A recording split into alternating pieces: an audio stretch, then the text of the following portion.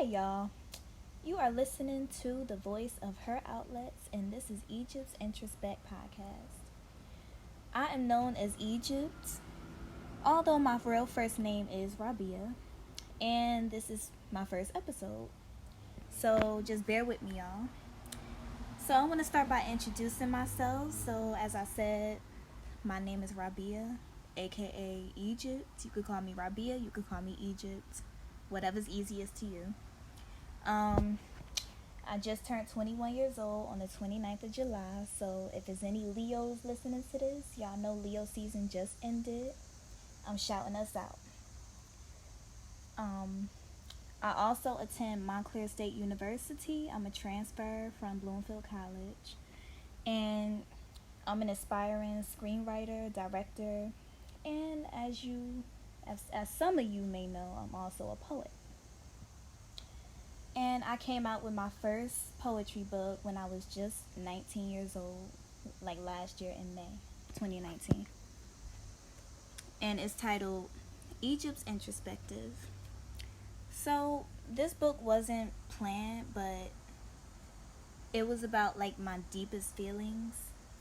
And the poems are just based off of like various times, whatever I felt, whatever emotion I felt at the time. I literally just wrote, like poured my feelings out onto the paper, from the pen to the paper. So that was the way I expressed myself, hence calling myself her outlets. It was a way for me to just, you know, be an outlet for myself.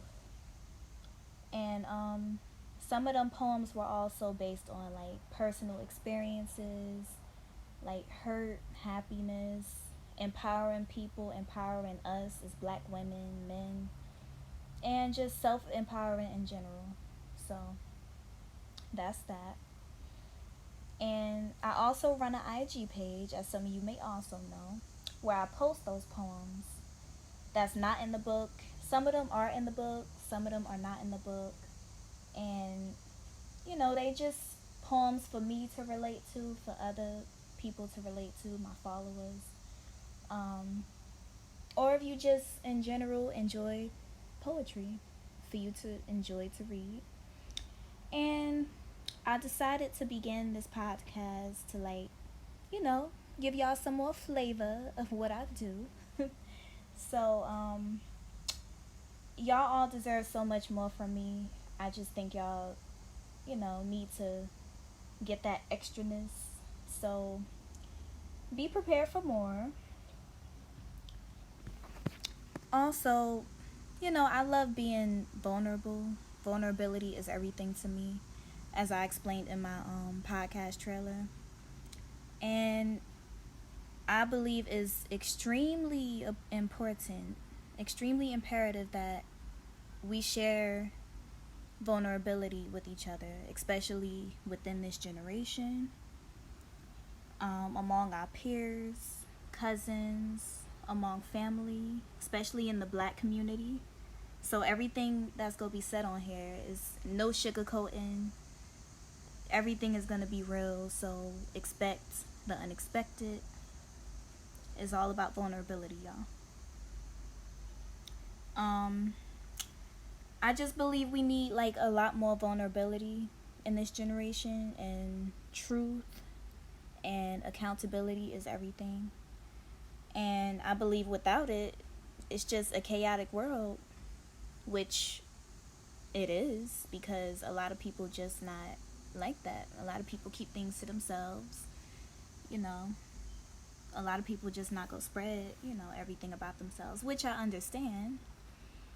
But at the same time, I believe it'll open up doors that to things we never seen before, and it'll be a lot more better communication, connections between us. So I just wanted to go through that real quick. Speak was on my mind a little bit. And so I also want to share a poem for this episode, this first episode. This is a special episode. And it's titled Wildfire. Wildfire is a poem that is in fact, in my book, Egypt's Introspective. So, and then we'll elaborate on it after that. Wildfire. In my head is where thoughts spread. Like this wildfire. In this realm is where they set ablaze. The more I think, my thoughts move higher, just like a fire. These words have no structure and they just puncture through my brain whenever this wildfire of words can't control themselves any further. Or can they? Can I? Can I ever control this wildfire? Can I put an end to this? This overflow of words, sentences, man, even a single letter at this point. If it gets any worse and I fail to control them, I'll drown. I'll drown in my own smoke, because these thoughts will soon destroy any oxygen that dares try to swim to my head. That is how bad this wildfire can get. It can turn as bad as it will when your own thoughts betray your well-being. Maybe it doesn't have to. Oh, wait. It won't. Because I'll train myself to extinguish my wildfire thoughts from spreading out of control anymore. So, that was Wildfire, y'all. So we'll elaborate on this a little bit. So, this poem was just an expression, a vivid expression of how personally my thoughts one's thoughts could grow out of control. And I compared it to a fire because the same way thoughts could, go all over the place, that's the same way fire could go all over the place. And overthinking, just as fire can go everywhere, it could destroy your well-being if you let it. If you don't distinguish it, if you don't stop it, try to put it to a stop. And like I said, it was just, I'm an overthinker. I don't know how many of y'all are also overthinkers, but us overthinkers, if you could relate, once we get to overthinking, it's almost like it's nonstop if we don't have a personal routine to try to calm that down. And it could just turn into a big mess, or you could turn into a big emotional mess if it's not stopped. So it's just and then you could slip into a whole mindset that you don't want to because of that. So this is one more poem that I wanted to share to y'all. So hold up.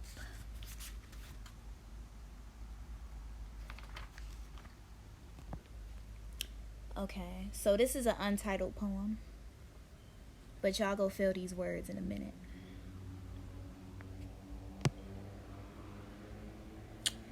My heart is filled with pain, and even though this pain may remain, I still manage to stay sane. Not only do I have the pain that stems from my childhood, burning a hole inside me, but the ache from an individual I allowed to ricochet off my body. I am weary. I feel weak right now.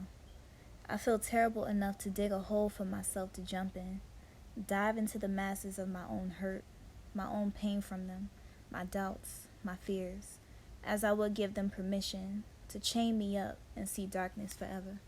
Is how I feel. Just no more. I'm tired. I don't care if I'm young. I could care less if the other side of me knows I'm vulnerable and strong-hearted. So that is that poem, y'all. It was just around the time where I was just in a dark place mentally. Like I said, we gonna be vulnerable. I'm sharing it. I'm being vulnerable. I'm sharing these things about myself. So It was just a time I was in a dark place, and I just felt the words coming to me. That's how I began to write every poem. I think of a couple of words and I decide to open the notes up in my phone or write in a journal that I have or type it up, whatever it may be. And I just write it. Like, I was in pain at the time. So yeah, that's literally how I felt. Like I could just jump in a hole.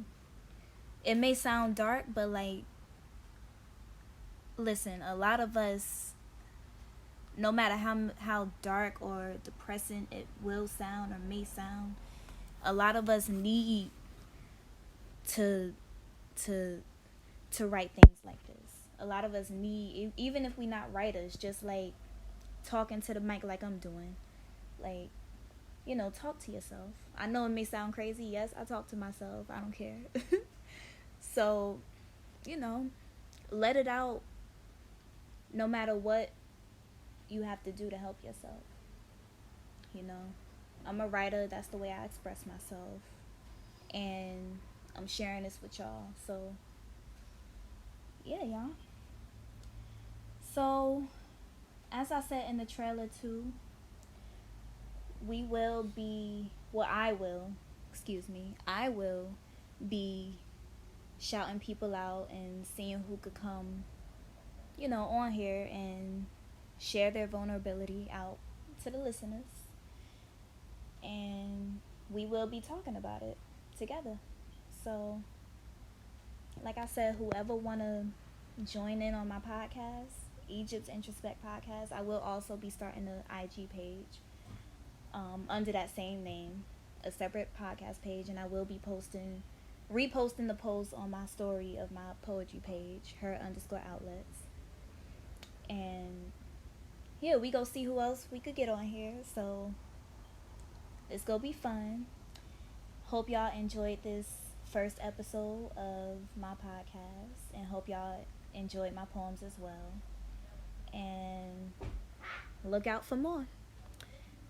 See y'all next time.